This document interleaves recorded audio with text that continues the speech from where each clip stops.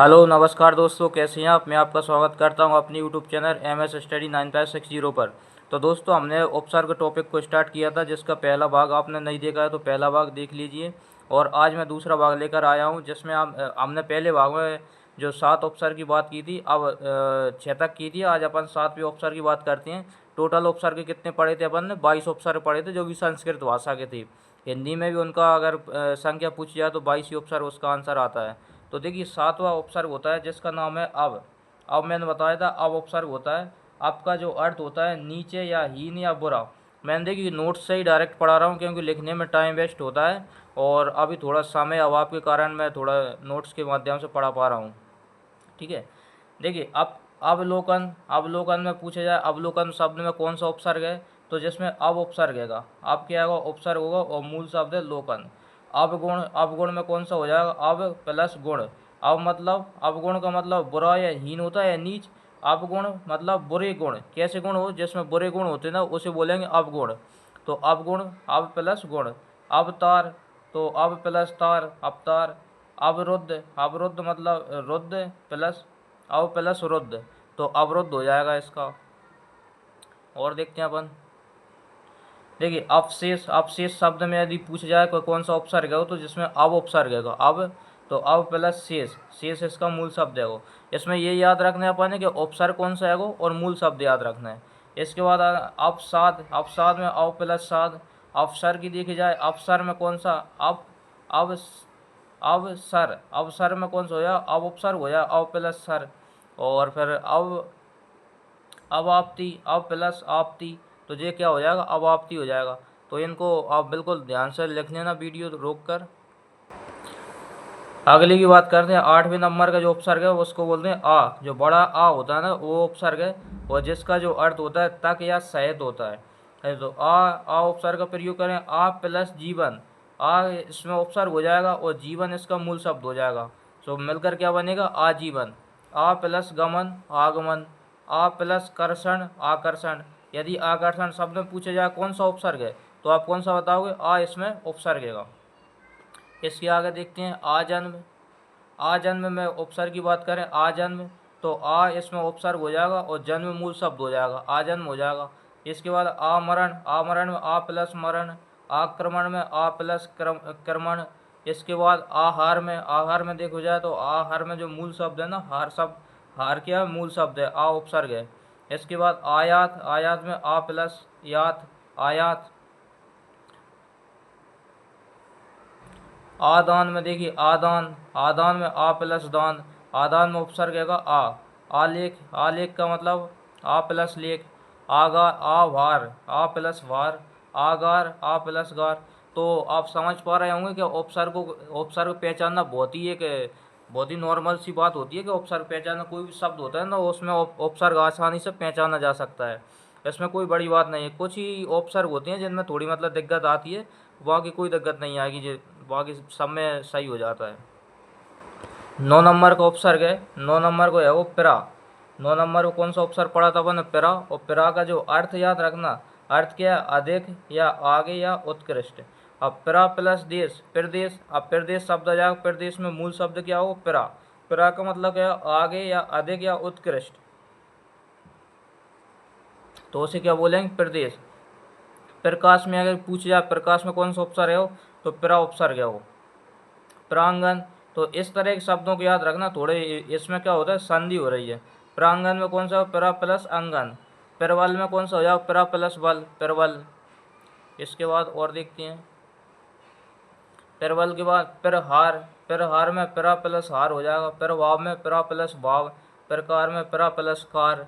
प्रचार की बात करें, पिरा प्लस चार। अब प्रचार में मूल शब्द पूछे तो मूल शब्द कौन सा है वो? चार। ये मूल शब्द देंगे, बीच में जो जितने लिखे हैं ये मूल शब्द देंगे, ये उपसर्ग देंगे, और उपसर्ग और मूल शब्द से मिलकर जो बना है ये वहाँ की शब्द देगा पूरा। अगला है 10वें नंबर का उपसर्ग, जिसका नाम है परा। परा उपसर्ग है। परा का जो अर्थ होता है उल्टा या फिर अधिक। उल्टा या अधिक होता है। जैसे परा प्लस जय। जय का उल्टा होगा, या जय का उल्टा क्या होगा? पराजय होगा, क्योंकि जो इसका जो जो उपसर्ग है ना परा, इसका अर्थ क्या होता है? उल्टा होता है। तो जब जय में परा जोड़ देंगे तो पराजय हो जाएगा। परामर्श। मर्श में परा जोड़ देंगे परामर्श हो जाएगा। शक्ति में परा जोड़ देंगे तो पराशक्ति। गमन में, गमन एक मूल शब्द है, गमन, तो गमन में परा शब्द जोड़ देंगे, क्या हो जाएगा, परागमन। और इसके अलावा आगे देखते हैं पराक्रम। पराक्रम में परा प्लस क्रम हो जाएगा, परा प्लस क्रम तो पराक्रम। परा प्लस गमन परागमन, परा प्लस क्रम पराक्रम, दो बार आ गया है पराक्रम। परा प्लस अधीन की बात कर रहे हैं, पराधीन। इसके बाद अधीन, देखना अधीन जो शब्द है ना, जे पूछा जाता है, जे अधीन शब्द है ना, अधीन की बर्तन नहीं पूछी जाते, आधीन लिखा आ जाता है, आधीन नहीं होता, अधीन शब्द होता है। परा प्लस अस्त परास्त, परा प्लस आ प्लस बर्तन तो परावर्तन। इसको याद रखना कि इसमें क्या आएंगे, तीन उपसर्ग हैं। जो भी जितने शब्द मैंने लिखा है ना, तीन उपसर्ग वाले, जो तीन है यानी कि दो दो उपसर्ग हैं। मूल शब्द क्या वो बर्तन है, और जिसमें आ एक उपसर्ग है वो, एक परा उपसर्ग है वो। तो पूछा जाएगा इसमें कौन कौन से उपसर्ग हैं, तो दो दो ऑप्शन आ जाएंगे उसमें। तो इस तरह के शब्दों को थोड़े विशेष तौर से ध्यान रखना, जिसमें दो या दो से अधिक उपसर्ग हो ना, उसको अच्छे से याद रखना है। अगला देखते हैं 11वें नंबर का। तो 11वें नंबर का उपसर्ग है जिसका नाम है प्रति। प्रति उपसर्ग की बात करें, प्रति का जो अर्थ होता है प्रत्येक या उल्टा, इसका भी अर्थ क्या होता है, प्रत्येक होता है या फिर उल्टा होता है। प्रति प्लस एक, प्रत्येक का मतलब क्या हो जाएगा, प्रत्येक।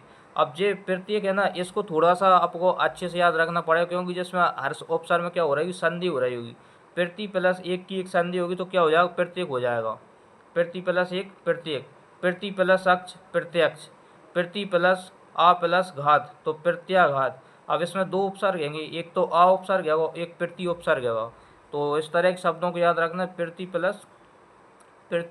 प्लस आ प्लस घात। इसमें ऐसा भी क्वेश्चन पूछा जा सकता है कि प्रत्याघात जो शब्द है ना, इसमें मूल शब्द क्या हो, तो प्रत्याघात में जो मूल शब्द है तो घात है इसका मूल शब्द हो जाएगा। इसके अलावा प्रतिकूल, प्रति प्लस कूल हो जाएगा, प्रतिकूल।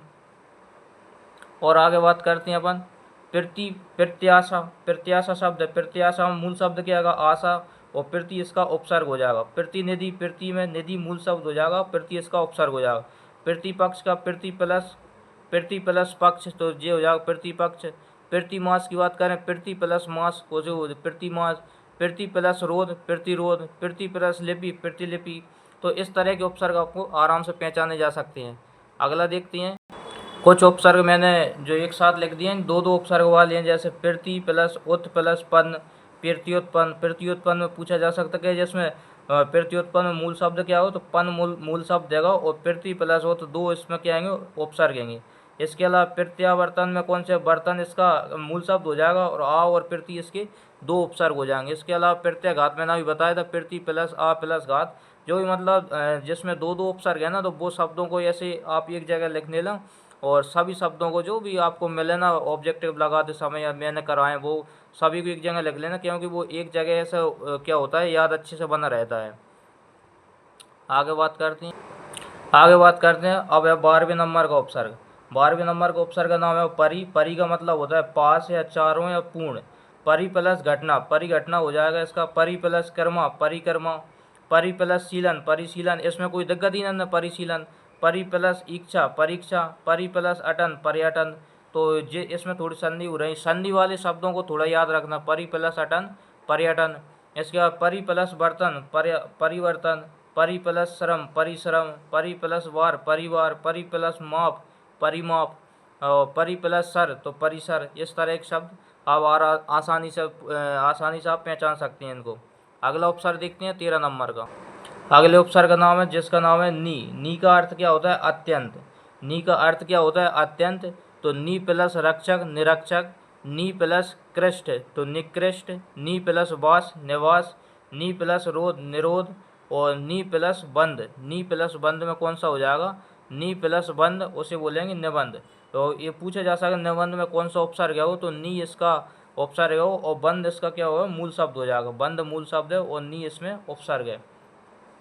इसके अलावा और आगे देखते हैं, नी प्लस वारण, निवारण। नी प्लस मग्र, निमग्र।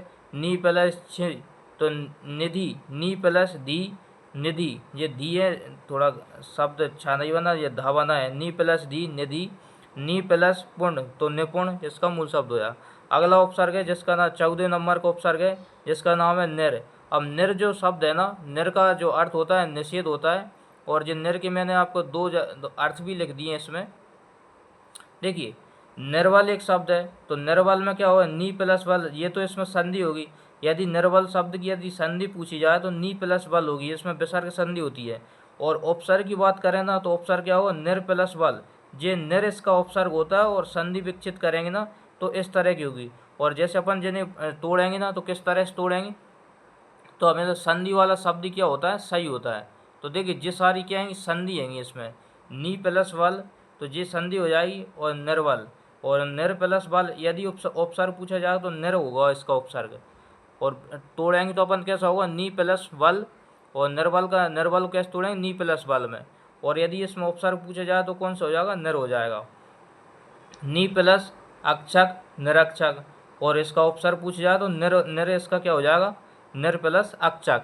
यदि जो उपसर्ग में यदि आपको तोड़वाएंगे तो क्या हो जाएगा, निर प्लस अक्षक, और संधि में तोड़वाएंगे नी प्लस अक्षक।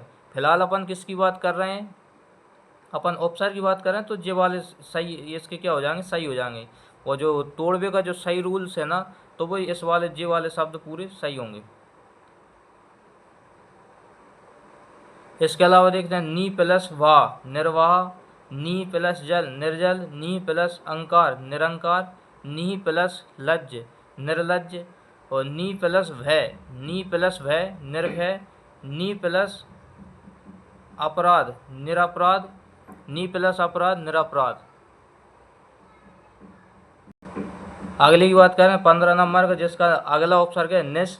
निस का अर्थ होता है बिना या बाहर।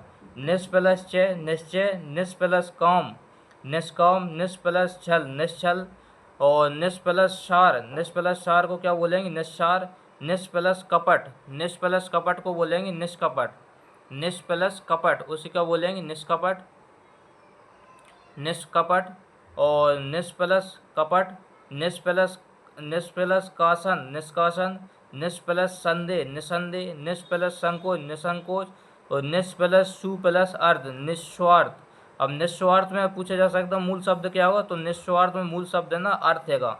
जी आप कैसे सीखोगे ये चीज़ें तोड़ना, जब संधि सीख जाओगे ना, जब जाके ये चीज़ें सीखोगे इसको कोई भी शब्द है ना उसको किस तरह से तोड़ते हैं। तो निस प्लस सु प्लस अर्थ क्या हो जाएगा, इसका मूल शब्द हो जाएगा। अगला उपसर्ग देखते हैं 16 नंबर का। 16वां जो उपसर्ग है उसका नाम है दुर, और दुर का जो अर्थ होता है बुरा या कठिन या फिर विपरीत। दुर प्लस गंध दुर्गंध हो जाएगा, दुर प्लस उपयोग दुरुपयोग हो जाएगा, यानी कि बुरा। दुर का मतलब यहाँ कहने के अलावा बुरा उपयोग, दुर्गंध मतलब कैसी गंध, बुरी गंध। दुर प्लस दशा दुर्दशा, किसी का अपन बोलते हैं दुर्दशा हो गई, दुर्दशा मतलब बुरी दशा हो गई। तो वही अर्थ लिखा है, दुर का अर्थ बुरा भी हो सकता है, कभी कभी कठिन भी हो सकता है। दुर्दशा का मतलब हमेशा बुरा ही नहीं होगा, कभी कठिन समय में फंस जाते हैं तो भी कहते हैं कि हम दुविधा में फंस गए या दुर्दशा में फंस गए। विपरीत दशा हो जाते, विपरीत भी बोलते हैं। इस तरह के इसके अर्थ निकलते हैं, कठिन भी बुरा भी या विपरीत, इस तरह के अर्थ इसमें निकलती हैं दुर्दशा।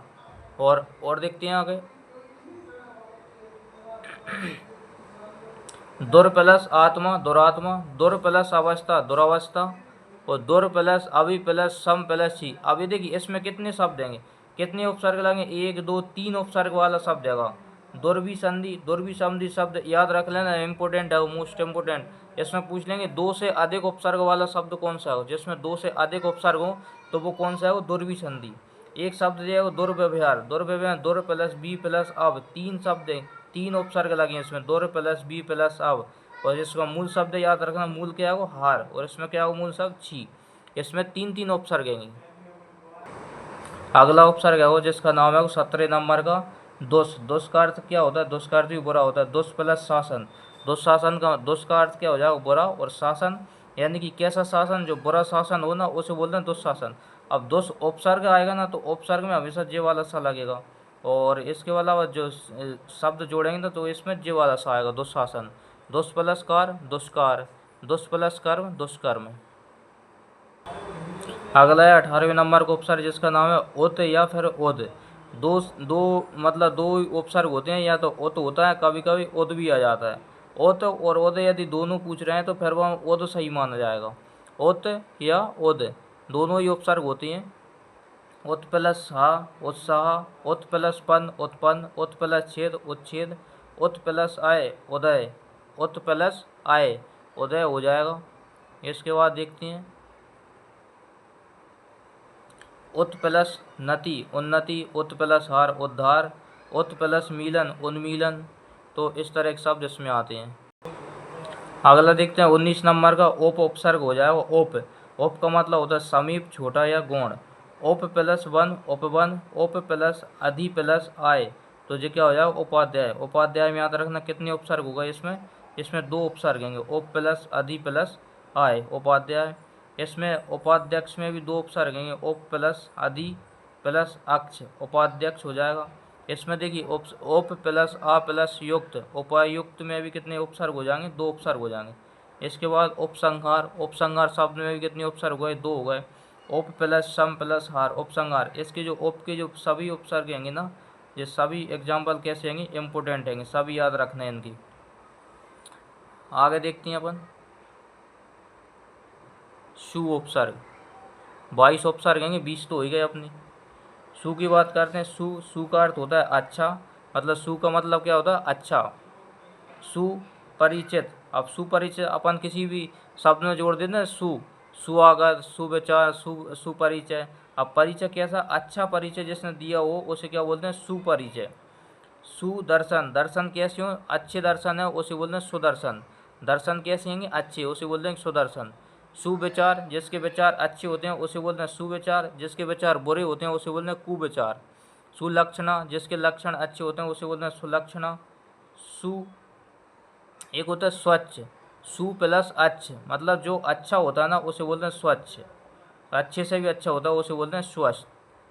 अब देखिए इसमें सुसंगठित, सुसंगठित में कितने उपसर्ग हैं, सु प्लस सम प्लस गठित, तो इसका मूल शब्द याद रखना, गठित इसका मूल शब्द देगा, सु और सम इसके 2 उपसर्ग हैं।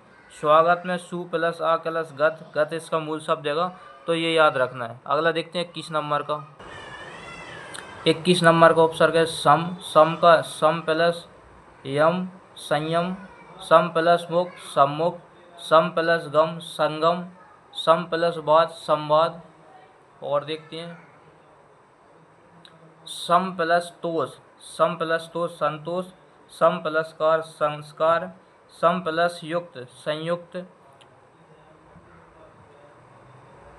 सम प्लस योग संयोग। अगला उपसर्ग है वो 22वें नंबर का, जो लास्ट उपसर्ग रहेगा बी, और बी का मतलब होता है विशेष, अभाव या भिन्न। बी प्लस लोम विलोम, बी प्लस ज्ञान विज्ञान, बी प्लस आय व्यय, बी प्लस अंजन व्यंजन, बी प्लस अंजन व्यंजन। तो व्यंजन में याद रखना, व्यंजन में बी दिख नहीं रहा है लेकिन व्यंजन में बी उपसर्ग है, बी उपसर्ग है और अंजन इसका मूल शब्द है। ऐसे शब्दों को विशेष तौर से ध्यान रखना है अपने। अब जो देखते हैं अपन 2 उपसर्ग वाले, बी प्लस आ प्लस करण व्याकरण। व्याकरण में याद रखना बी और आ 2 उपसर्ग हैं और मूल शब्द कौन सा हो, करण है। और व्याकुल में मूल शब्द है कुल, और आ और बी 2 उपसर्ग हैं। व्यवसाय में सा एक मूल शब्द है, आ और बी इसका उपसर्ग हैं। और बी प्लस आ प्लस याम, व्यायाम में भी कितने उपसर्ग हैं, 2 उपसर्ग हैं। तो देखिए अपन ने यहाँ तक उपसर्गों के जो संस्कृत के अपन 22 उपसर्ग पढ़े थे उनको अपन कंप्लीट किया है। अब कुछ एक क्लास और लेंगे जिसमें कि अपन कौन सी लेंगे, जिसमें संस्कृत के हो ही गए, हिंदी के कुछ उपसर्ग हैं उनको देखेंगे। इसके अलावा अरबी फारसी में कुछ उपसर्ग जो हिंदी में प्रयोग किए जाते हैं उनको देखेंगे संस्कृत के, और इसके अलावा अरबी फारसी की, और कुछ जो इंग्लिश के उपसर्ग हैं तो उनको भी अपन देखेंगे। अगली वीडियो बहुत ही महत्वपूर्ण रहने वाली है, जो हिंदी के और अरबी फारसी की और अंग्रेजी के उपसर्गों को अपन देखने वाले हैं। वो बहुत ही छोटी वीडियो रहेगी क्योंकि उसमें ज़्यादा नहीं है, इसमें जो थोड़े लंबा रहता है, और मूल रूप से यही उपसर्ग माने जाते हैं। संस्कृत भाषा के जो उपसर्ग है ना संस्कृत वाले, वही उपसर्ग मेन हिंदी में मानते हैं, और हिंदी के थोड़े बहुत ही हैंगे। इसके अलावा फिक्स नहीं है हिंदी की संख्या, जो मेन है ना उनको अपन पढ़ेंगे। और इसके अलावा अरबी फारसी के तो फिक्स हैंगे, 19 उपसर्ग हैंगे, छोटे छोटे से हैंगे, 2-2 4-4 उनके एग्जाम्पल याद रखना है। इसके अलावा थोड़े बहुत ही उसके हैंगे इंग्लिश की, तो अपन इनको बहुत जल्दी कर लेंगे, कल अगली वीडियो में इनको पूरा कर लेंगे। और जब तक यदि अभी तक वीडियो को लाइक नहीं किया तो वीडियो को लाइक करें प्लीज़, और चैनल को सब्सक्राइब करें, और सब्सक्राइब करने के बाद बेल आइकन दबाना ना भूलें। इसके अलावा वीडियो को ज़्यादा से ज़्यादा शेयर करें। आप लोग क्या करते हो, वीडियो देख तो लेती हो लेकिन लाइक नहीं करते हो। वीडियो को लाइक ज़रूर करना, क्योंकि लाइक नहीं करते जब तक क्या होता है, लाइक करने से कुछ नहीं, लेकिन एक मोटिवेशन मिलता है। तो वीडियो को ज़रूर लाइक करें। जब तक के लिए जय हिंद, थैंक यू।